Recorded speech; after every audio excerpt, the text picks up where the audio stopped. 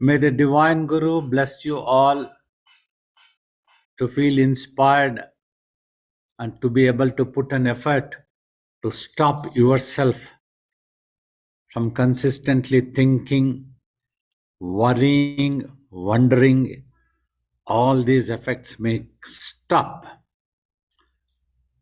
There's nothing to wonder, nothing to worry, nothing to know, nothing to gain, nothing to lose. You have everything. You have your peace. If only you can be quiet.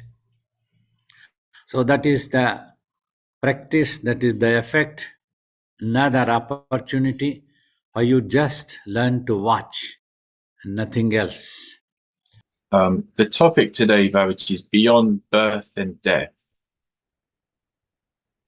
And the first question, Babaji, most people believe that it is we who are born and it is we who die when this body dies. But Babaji mentions that in fact our real existence is beyond this birth and death of the body. Can Babaji please explain this? Yeah, why I have spoken and I keep talking about this in my answers or the talks. In meditation, when you successfully get rid of all imaginations of thoughts, visions, when the mind becomes totally quiet, then its attention turns to itself. That is when you discover your consciousness of existence is from there. And that thing is definitely not the physical body, it is beyond. It is neither hidden in the body nor inside the body as a dweller. It is beyond. At the time of deeper meditation, one would lose even the consciousness of body and surroundings also. Based on these observations only, we can definitely make out the body is born and the body is going to die. That means here our understanding should be when the body dies, it will become extinct. After that, it has to be cremated or buried, whatever it is, it will go back to its 5 elements from which it has been made, and it will lose its shape, and it no more works or talks or do anything once the brain is dead. But as we are aware of ourselves in this body also, and as we feel as if we are born, so definitely a rebirth happens if the mind is not cleared and it has not become quiet based on its imaginations and desires which form the intensity of thoughts. It gets detached from the brain when the brain dies. That means it has nothing to do with that physical body. It forgets totally of all the things that happened in that life, exact location where it was born, why it was born, nothing is there. It carries the thoughts process in a symptomic way, symptom-like, and it assumes its next incarnation and totally forgets about the previous life. When I'm talking of symptoms, symbolically, all this, so it carries an attitude or temperamental things, the mind, because of its habits of being with the previous brain. Like that, since time immemorial, it is carrying. So this is what actually happens. That means it is beyond the birth and death of the physical body. The mind or consciousness or ourself, our real self, is going to be there eternally. So what we need to take care is that it is able to settle down peacefully instead of moving from body to body and getting reborn again and again, getting involved into this world of happiness and unhappiness, good and bad, dualities, everything. So that's what the recommended thing is. That's why we try to tell your much more beyond the birth and death of the physical body. You are going to be there eternally. So you need to take care of yourself. As some people would believe that we are just born with this body as the body and we will end. So then you could have lived any way of life. But if that was the thing, first, this body itself, your consciousness itself wouldn't have come into existence at all if it was not there. Not that with the body it comes and it goes away. That consciousness assumes the body because of its imagination. This is what you are able to observe in deeper meditations when the attention goes on to that consciousness of existence. Thank you, Babaji. So essentially, it's like an illusion that this mind or this consciousness has created. And it's because of these imaginations, these tendencies that we've acquired. That's why all of this birth and death appears to us. Is that correct? Yes, it is got involved into the illusion when the body is born. When the consciousness gains the consciousness of surroundings and the world, it starts thinking that it is the one who is born. Whereas it was the body is born. Because of the birth of the body, it appears as if we are born. When the body is going to die, we start thinking that we are going to die. Whereas we are not going to die, we will always be there as the consciousness of existence, infinity. So that's what really happens.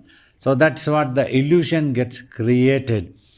Even during your life on this earth, wherever your consciousness gets applied, you start feeling that one as if it is what is you are. Like the best example is the watching a movie that I keep telling. When you watch the movie, slowly your consciousness gets sucked into that, and you forget the surroundings and that you are sitting in a body and watching the movie also. So that movie appears to be the real. So as long as the movie is there, it is the movie which you feel as if you are. You are experiencing the good, bad, happiness, unhappiness. You are becoming a role in that movie, so many ways. In the same way, the dream sequence also. As long as there is dream, you start thinking in the dream that you are experiencing all the thing, whereas all the character, all are your own, generated from your own consciousness, within your mind. Nothing is out of the consciousness. That is why others cannot see, only you get to see. Like whatever is in your mind, you get to see. So whatever is in your dream, only you get to see that dream. Others will have to believe when you explain, I dreamt like this, I am thinking like this, my mind wants to do like this. Then others will have to take it granted or believe, oh yes, this person is saying so, he dreamt like this. But you cannot also show the dream to anybody else. See, this is here is the place where I dreamt and this is how the dream came. Some scientific research might tell that the brain's this portion makes this portion makes this due to their research. That's a good knowledge, but yet one cannot show that dream. It's invisible and it is infinite. So that is how things happen. But the illusion gets created as if we are undergoing all the things of birth, death and life on this earth, everything. We are simply made to watch because of we are stuck into the body's brain's reflections. So just like the movie, we are so strongly stuck, we have gained the consciousness. For a while, that is useful. Having the consciousness of this world, we are able to live in this world. But if we have the knowledge and wisdom thoroughly that we can live in this world, we can utilize everything that is available. As long as the body is available, we will utilize its services to talk to somebody, to live in this world, to move, to live a life. All these things will be possible only through this body. But as long as the body is available, only this is possible. So we will know the truth and we will utilize. Like as long as this body is available, I will be able to teach you all through this body.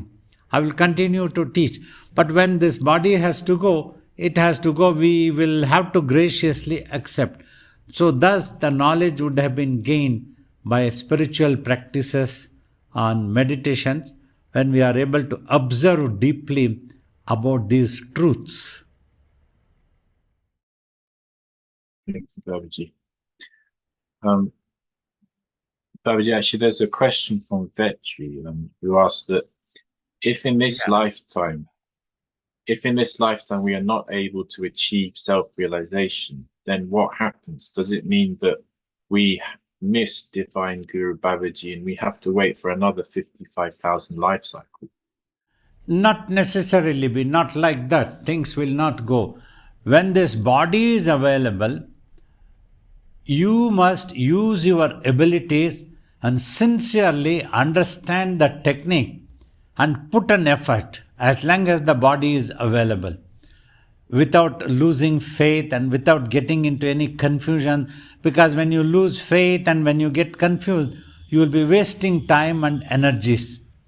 So instead of this, if you put an effort and then for some reason when the body dies or finishes, nothing will go waste, because the mind would have acquired such attitude, such tendencies, all these things. It will carry to its next life. When it is born, it will have the inclination from an early childhood. It will assume such a birth by its abilities and visualizations that to the parents that it is born, it will be able to get good habits, what we call it as good samskaras and vasanas. Vasanas the soul carries, and good samskaras, basic nature is there. In addition, we get these things from parents and then the gurus and then other companies that we come across. We will be careful not to mingle with any other companies which can be disturbing these tendencies. Thus we will become spiritual. Like from childhood we were spiritual. We used to have such botherations, such doubts, such thinkings about the spiritual truths. Why is this happening? Why is that 24 hours, 12 months happiness is not there? Is there something wrong in me or something wrong in this world? If I am that soul or that Atman, why is that I am not aware of it now?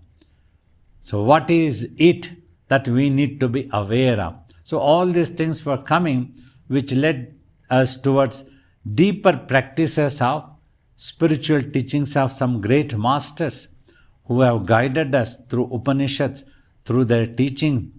In the recent 1 or 2 centuries also, great masters have come. And few centuries ago also, masters like Adi Shankara, Buddha, they all came and taught us.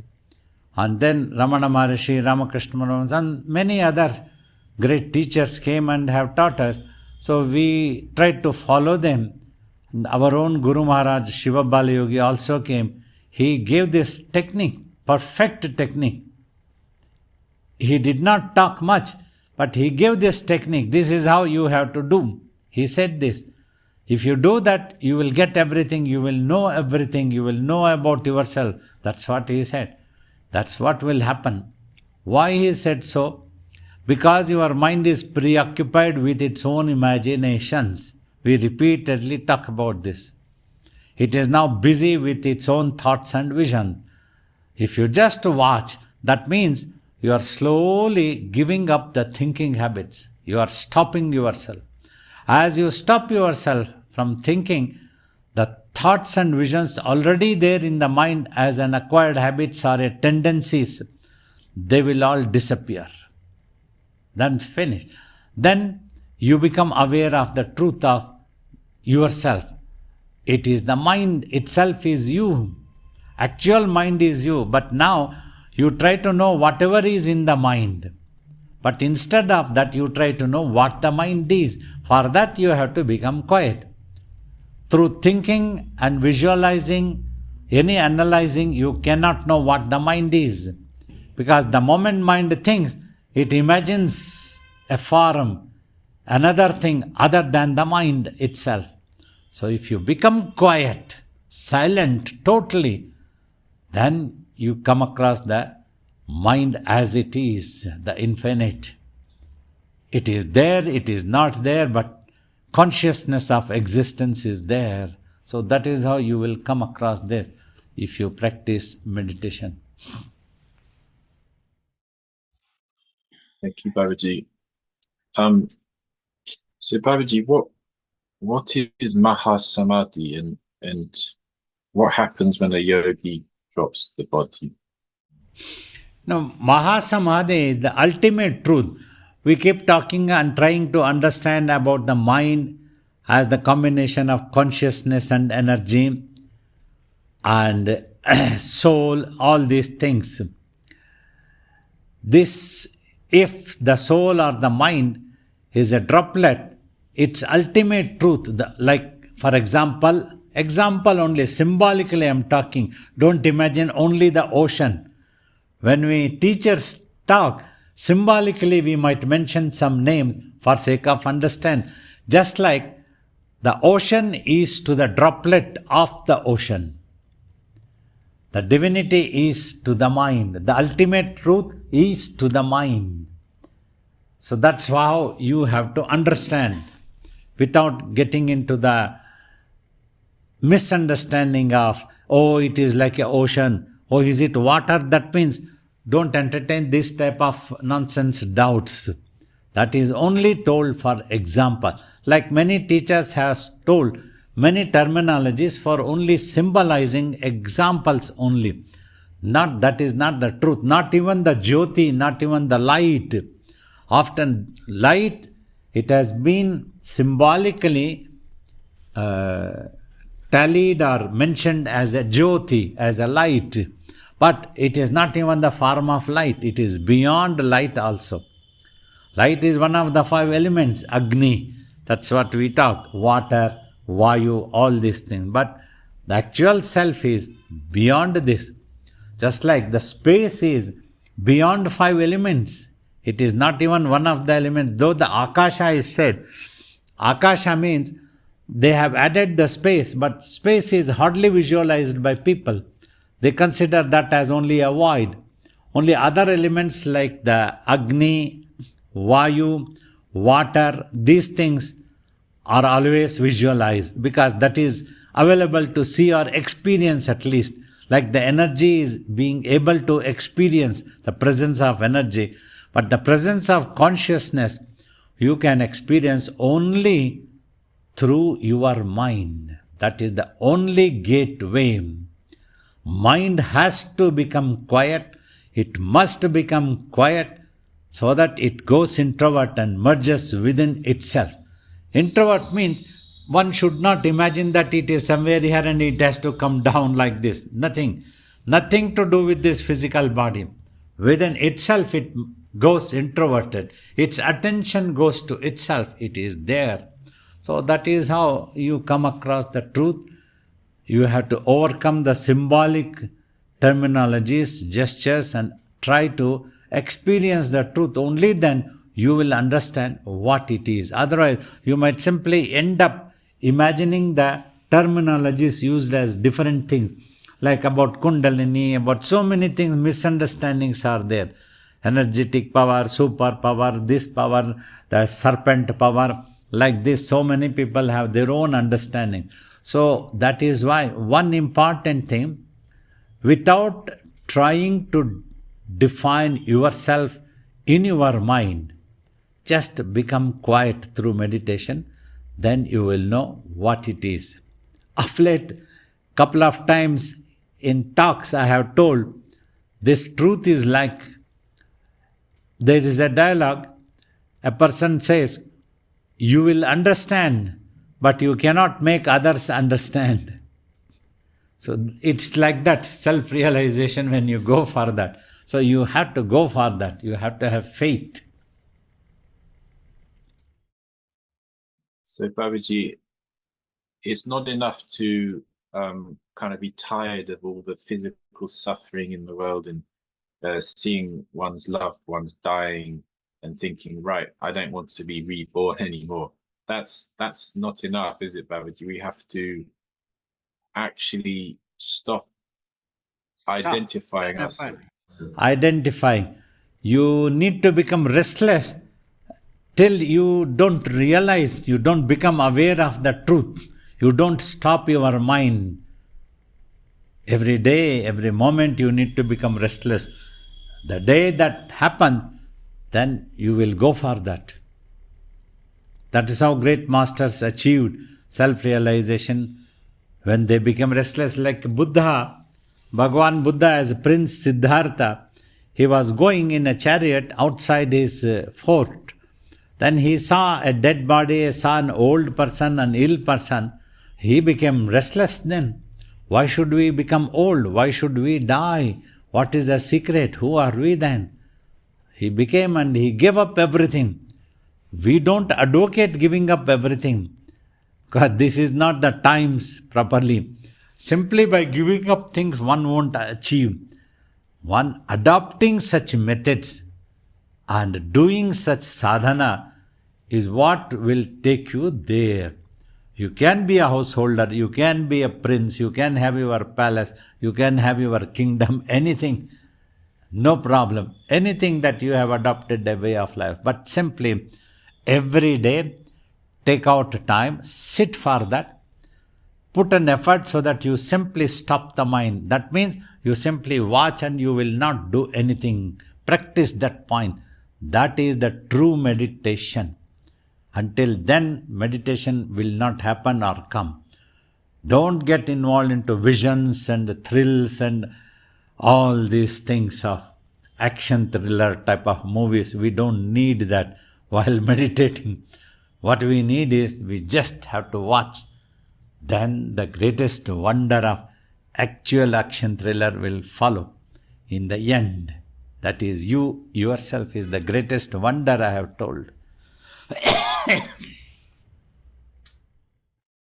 Thank you, Babaji. Babaji, it seems that when we're born, we get attached to the surroundings very immediately. Like we see the parents, the mother, and immediately we have a bond and we have an attachment. But Babaji also gives the example of the story of Rudra, who appeared in the space, and it appeared very peculiar that suddenly he appeared in the space. But so this world doesn't appear peculiar to us, Babaji, because we become so accustomed to it. Is that the problem?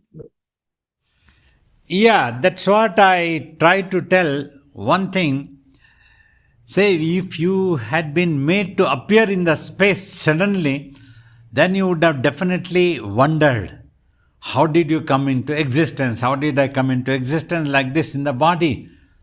Who made me to come like this?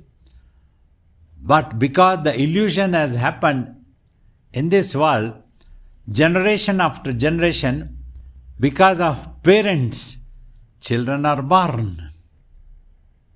So then we simply take it granted that much. Further, we do not bother what the truth is. I am born because of my parents. My parents brought me to this world and I am here. So next generation continues. So further, we never bother. We get involved into living in this world, becomes more prominent. What type of life we need to have, how much highest status we need to achieve, what are the best comfortable things that we can get in this world, and so on and on, hundreds and millions. All these we definitely bother. We definitely bother looking after this body. So many of certain, at least some of these are very necessary. It is helpful. If the body is born, no harm in it. It is okay. And to look after this body also is not a wrong thing. It is okay. We need to find some livelihood, some food for this body. But we need to be matured and wise. that we simply give our energy and time only that much that is very much necessary. Not get involved totally that we are only for this purpose and nothing else. Like for example, we need money to live in this world, in a system that we have adopted. That's okay. So we need to earn some money, no problem still. But not that we will live only to earn money and there is nothing else matters for us. That is wrong. Then we will get carried away. We won't know any better or highest truths about our existence, about this world, so many things. So like that, we need to keep bothering and try to think.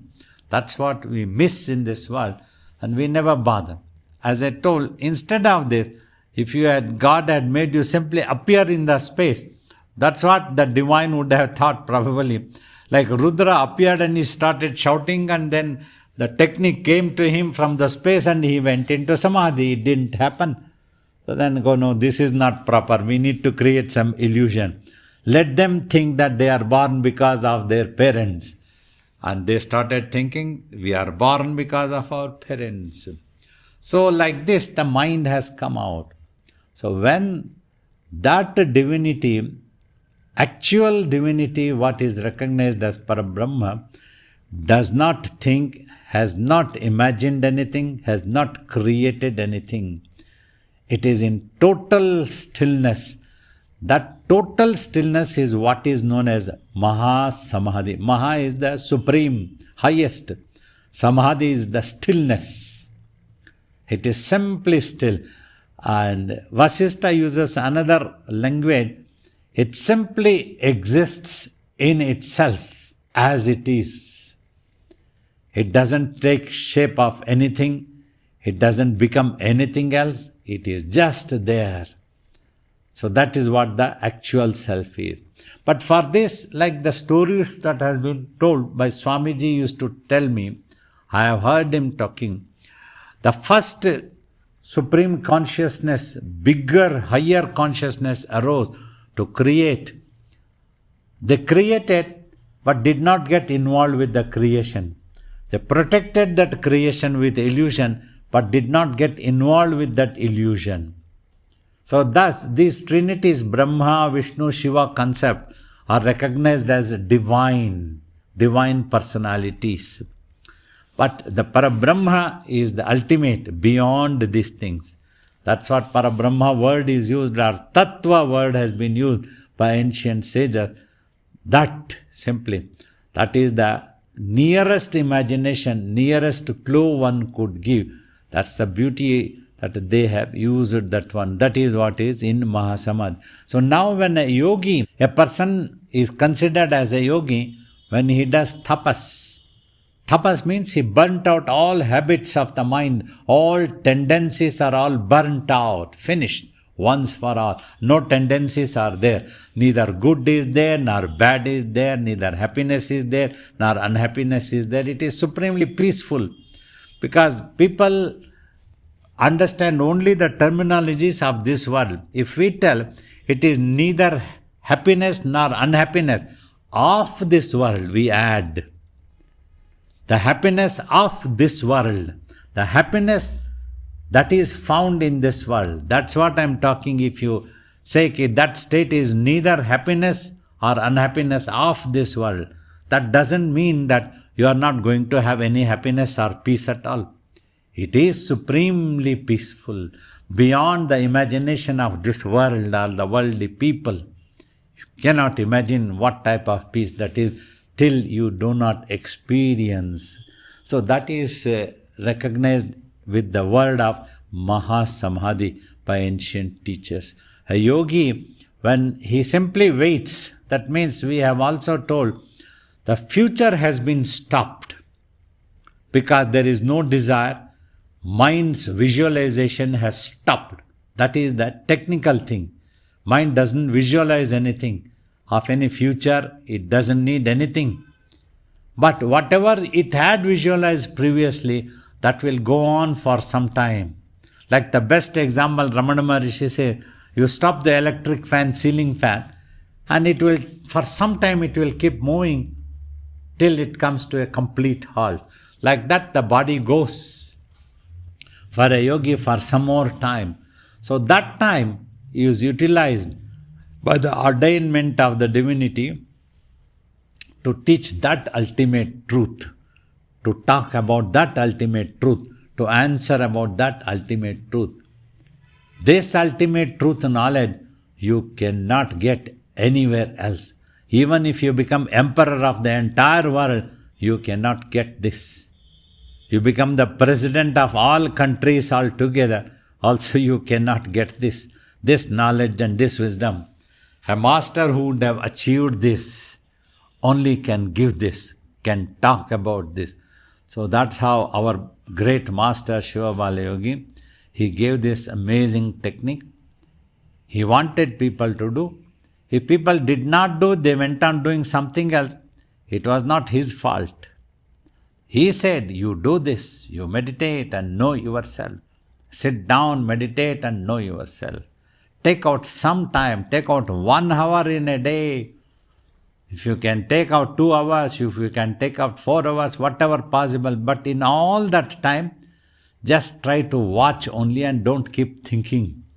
Don't keep knitting stories. Don't keep wondering about this world. Don't get annoyed about this world. Don't get irritated about this world. Don't miss anything of this world, he said. Just do not notice this world, he said. If this is possible for anyone, we do not impose this on anybody. If this is possible, then they burn out all tendencies, and after that drop of the body, a Mahasamadhi can happen. They become one, they will become totally still and no rebirth or no visualization is there. Babaji. Babaji, does that mean that all droplets, all individual souls will eventually go back to the self? And does that mean this whole illusion will disappear? Or is that also an illusion? Definitely, it has to happen because from that is where the droplets have come. So it has to go back to its source. It's matter of time. As we talk, it can be 55,000 life cycles. Once you miss, unnecessarily you keep imagining, you get irritating. Or if you can become quiet and peaceful, you practice to remain peaceful. That is also a great practice. Without waiting for any reason to become peaceful, you just try to become peaceful on your own. Like yesterday's quote also I was saying, yesterday or some 2-3 days ago, you don't have to depend on your life to become peaceful. If you just practice to remain peaceful, you can have peace all the time.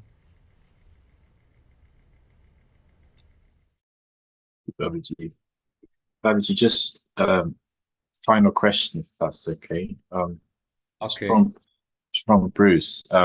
He asked, when someone close to you dies, when their body dies, in most religions we pray for them. Is that beneficial for them? See, praying is always beneficial.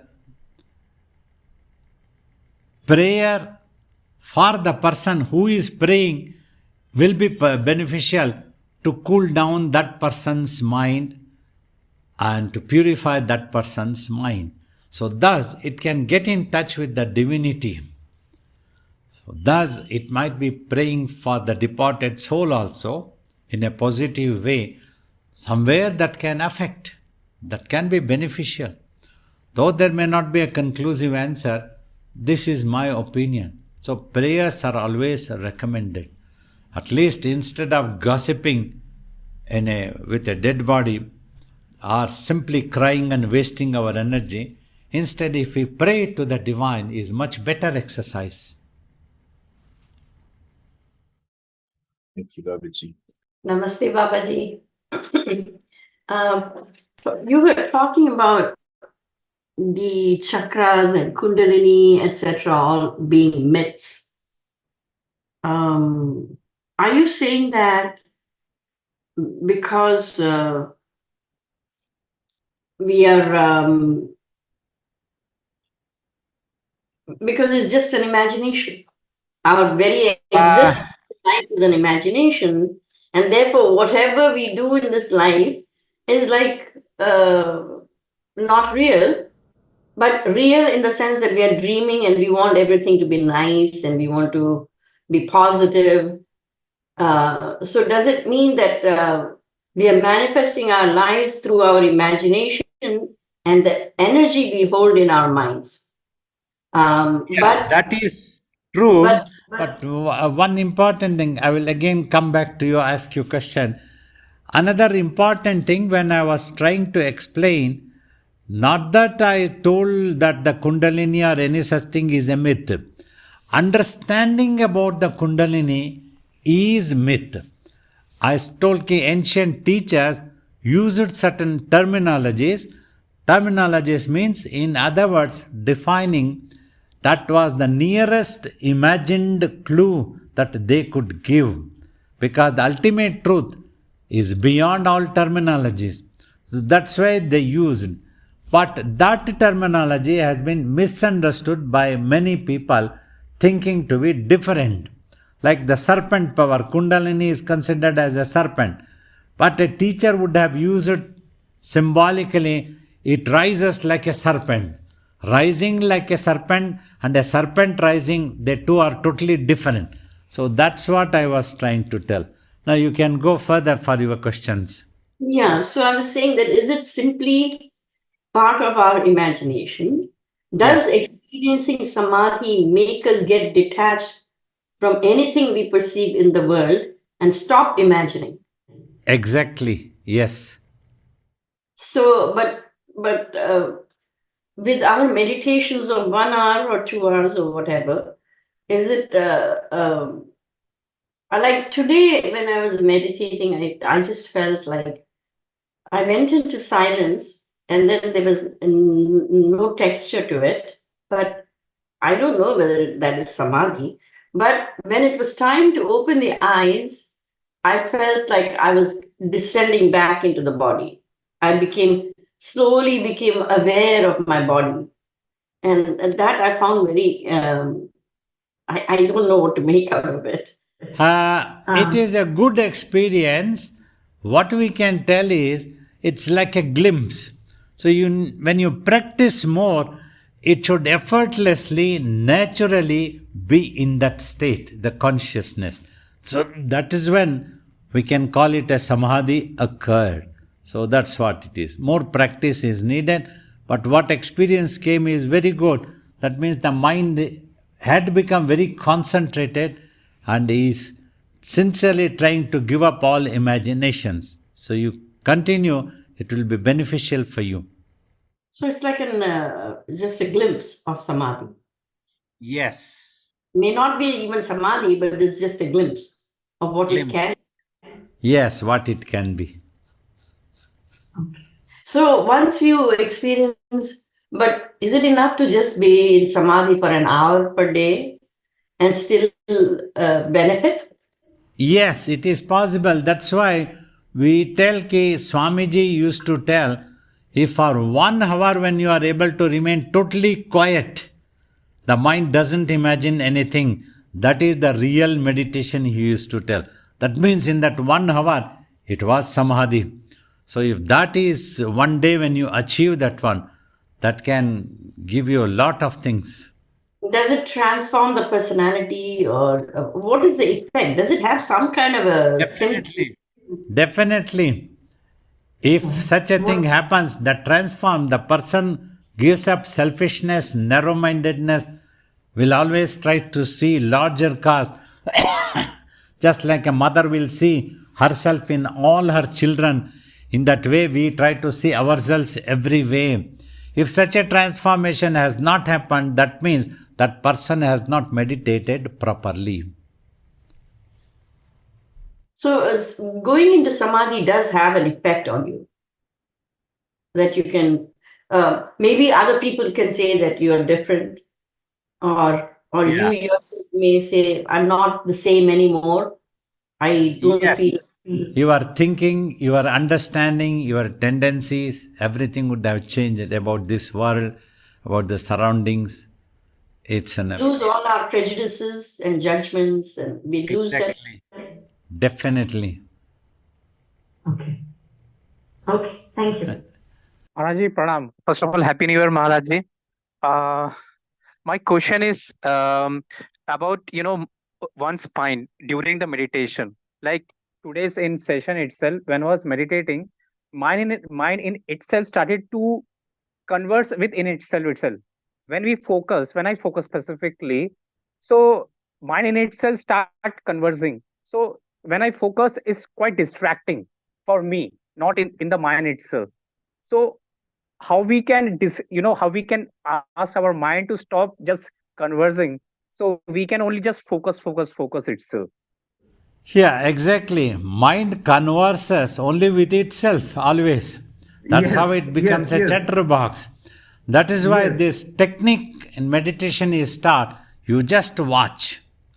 There is a thin edge of difference between a thought appearing and the mind starting thinking about it.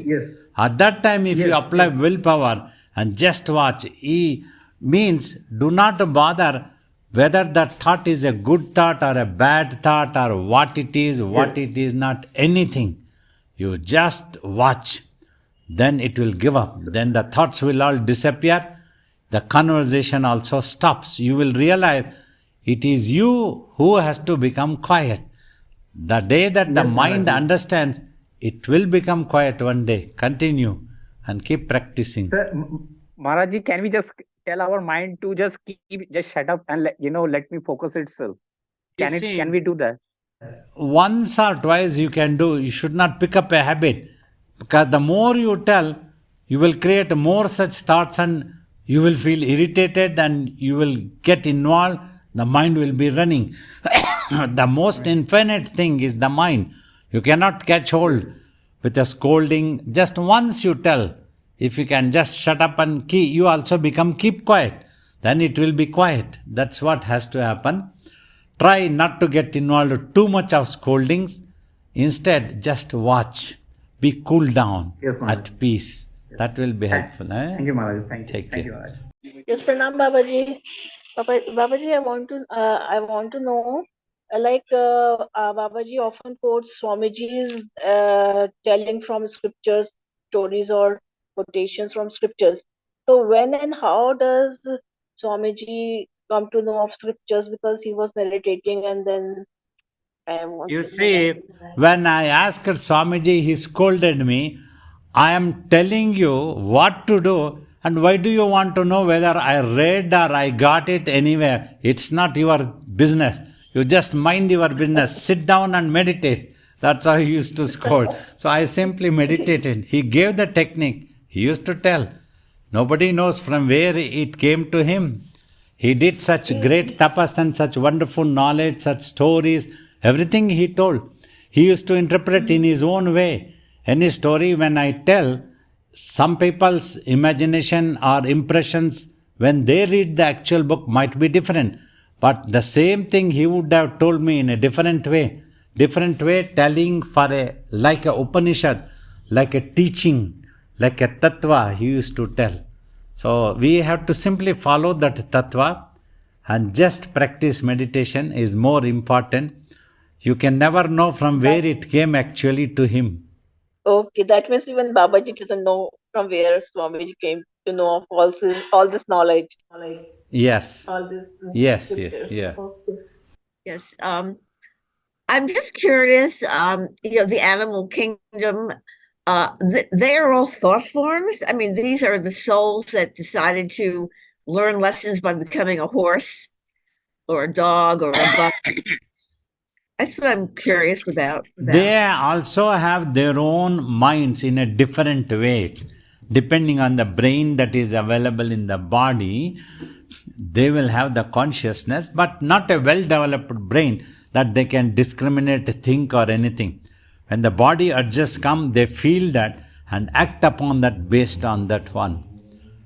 So this is the animal kingdom actually.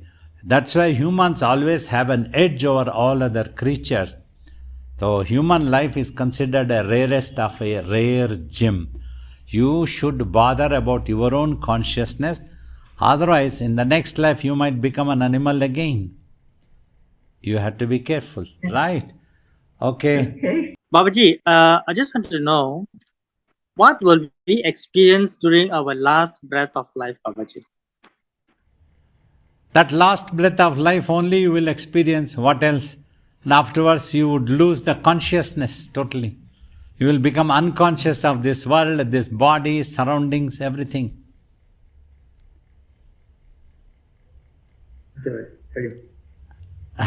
That's why when you are alive perfectly, you practice meditation, train your mind to remain as quiet as possible. Then based on that only, the next life will come to you. So that is very, very important, because once the breath stops, you won't experience anything of this body, present surroundings, present world. It will take you to the next world, next incarnation. So that's when you have to be careful about practicing. Continue practically. If you have practiced the meditation, spiritual exercises, nobility very well, that will continue in the next life also. That is guaranteed. Right? Ramas Babaji. Babaji, you always describe about bad habits of the mind and how mind takes the impressions which are negative. But aren't the good habits as involving in the world as the bad habits? For instance, like thinking of a larger good or putting an imagination to think good of the world is as involving in the world as being having jealousy thoughts or anything else. So isn't that still keeping you in the world? Yes, exactly. That's what we have tried to tell. You have to rise above the dualities. Like I have told many times, if you call this world as very good also, you will get involved into the world. You call this world very bad, then also you get involved. Either way, you will get involved. So you have to rise above this to liberate yourself from these effects.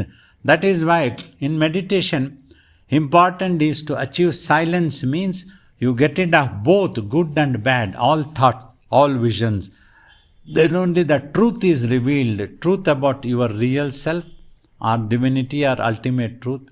So that is what is important to achieve. Pranams Babaji. Pranams Babaji. Swamiji attained Mahasamadhi and merged with divinity. So then when I pray to Swamiji, is there any differentiation? Am I just praying really to divinity, or is there some remnant of Swamiji? Yeah. You see, when we talk that Swamiji merged with the divinity, the divine has not gone anywhere, is all pervading, is with us. You pray in the name of Swamiji, it is the divinity which will listen to your prayer, which will come as Shiva Bala Yogi also, and grace upon you, bless you. It is you realize the same divinity had come as Shiva Bala Yogi. So that is the final truth actually. So that's what will happen. No differentiation, nothing. Whatever you visualize, you will get to see the same. You will get to see divine coming as Shiva Bala Yogi for you, because you are used to Shiva Bala Yogi's name. You love that one. So you continue with that. Thank you. Babaji, there was one more question that just came in. Is that okay to... You can read. We'll take this last question and go for Arati.